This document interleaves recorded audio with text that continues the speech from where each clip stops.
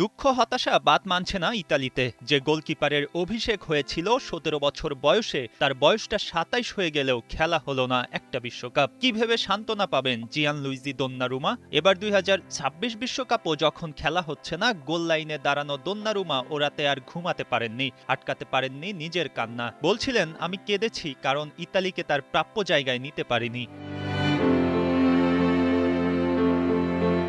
টাইব্রেকারে ভাগ্য নির্ধারণ হয়েছিল, দোনারুমা তাই ভালোভাবে সাক্ষী হয়েছেন শেষটা কেমন হয়। বসনিয়া ও হার্জেগোভিনার কপালে যে জয় লেখা ছিল, ইতালি তা নিজেদের করে নিতে পারেনি। কিন্তু শুধুই কি বসনিয়ার কপাল নাকি ইতালির ব্যর্থতা, প্রশ্নটা থেকেই যায়। দোনারুমা যখন নিজের ইনস্টাগ্রামে আবেগ আপ্লুত হয়ে বলেন, আমাদের দেশকে আবার তার প্রাপ্য জায়গায় ফিরিয়ে আনতে অনেক শক্তি, আবেগ আর বিশ্বাসের দরকার, তখন আপনি বুঝতে পারেন কোথায় হেরে যায় ইতালি।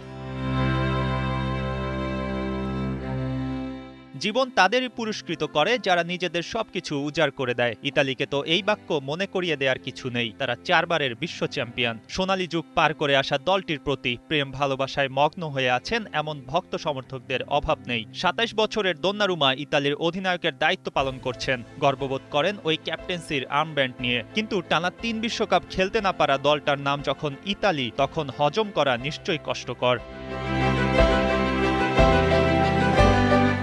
ইতালির সমর্থকরা নিজেদের ক্ষোভ ধরে রাখতে পারছে না। দেশটির ফুটবল ফেডারেশনের সদর দপ্তরের সামনে গিয়ে ডিম নিক্ষেপ করতেও থামছে না তারা। ইতালির ক্রীড়ামন্ত্রী দায় দিচ্ছেন ফেডারেশনের শীর্ষ কর্তাদের। অন্যদিকে ফেডারেশন সভাপতি গ্যাব্রিয়েল গ্রাভিনা করছেন পাল্টা দাবি, রাষ্ট্র নাকি ফুটবলের পাশেই দাঁড়াচ্ছে না। এসব ঘটনায় বোঝাই যায় দেশটির ফুটবলের ভেতরের সমস্যা প্রকট আকার ধারণ করেছে। কিন্তু যে সমর্থকরা শুধু আনন্দ নিয়ে ইতালির খেলা দেখত, তাদের সঙ্গী হয়েছে কেবলই হতাশা। দোন্নারুমার মতোই, যিনি নিজেও নিজ দেশের খেলা দেখেই ফুটবলের প্রেমে মজেছিলেন, স্বপ্ন দেখেছিলেন ইতালির জার্সি গায়ে আজজুরিদের প্রতিনিধিত্ব করবেন, আজ তার চোখেও ঝরছে অশ্রু জল।